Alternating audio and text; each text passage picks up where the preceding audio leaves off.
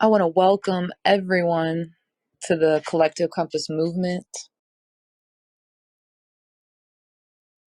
When you use your fear as your fuel source, that's what actually can lead you to getting burned, right? Whether it's burnt out or burned from making maybe an unsupportive decision in how you're moving, how you're carrying yourself, how you're supporting your holistic health, how you're keeping your energy aligned with your day-to-day lives and how you're making your income and your financial freedom. It is so important to really consider what type of fuel you're using to get yourself from point A to point B. So, if you want to figure out what is at the root of something that's causing you to feel toxic, something that's causing you to feel off, there is a way that you can kind of take a deep look and a step back and just use some self-awareness skills to kind of evaluate what are you actually using for your fuel.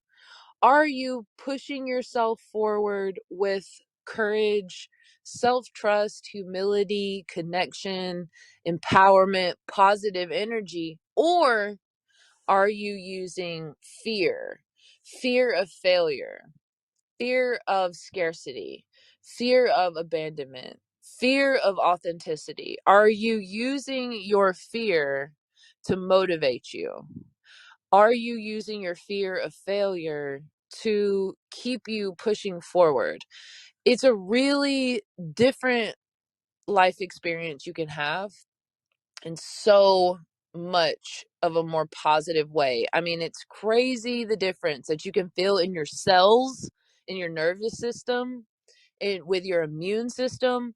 Your body gets so destroyed by stress. And so when you are using fear as your momentum, you are going to be fueling your stress hormones. You're going to be creating so much cortisol in your system because you're stressed at your core. If you are stressed at your core is going to be unsupportive and somewhat toxic. And so learning how to overcome your reactions to fear. We have so many fears, but there are 6 most common fears that we work with shifting your reaction to at the Collective Compass.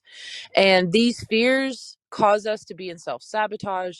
They cause us to be not using the proper thinking and tools to keep us elevated and positive. And there's so much more toxicity at the root. So if you take the time to unpack how your fears may be fueling you and learn how to shift that into something positive, you can make some major changes in your life just by the way you experience the process. So if you're somebody that's really been thinking, well, how in the fuck do I enjoy the process? This is so stressful.